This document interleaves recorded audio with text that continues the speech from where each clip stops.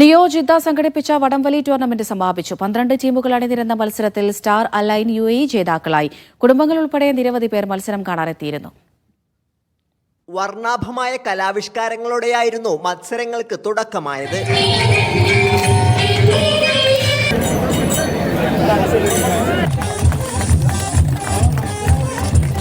GCCയിലെയും സൗദിയിലെയും 12 ടീമുകൾ അണിനിരുന്നതായിരുന്നു വടംവലി മത്സരം. വാശിയേറിയ മത്സരങ്ങൾക്കൊടുവിൽ സ്റ്റാർ അൽഐൻ UAE കിരീടം നേടി.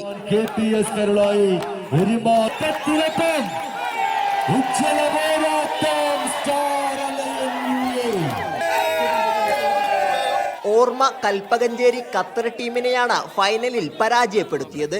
കനിവ്, Riyadh, team, red Arabia, Jeddah 3ഉം 4ഉം സ്ഥാനങ്ങൾ നേടി. പ്രമുഖർ അണിനിരുന്ന സാംസ്കാരിക സമ്മേളനവും മത്സരങ്ങളുടെ ഭാഗമായിരുന്നു. നിയോ ചെയർമാൻ നജീബ് കളപ്പാടൻ ഉദ്ഘാടനം ചെയ്തു. സുബൈർ വട്ടോളി, അബൂബക്കർ അരിമ്പ്ര, VP മുസ്തഫ, PCA റഹ്മാൻ തുടങ്ങിയവർ സംസാരിച്ചു. Sabith Saleem, media 1, Jeddah.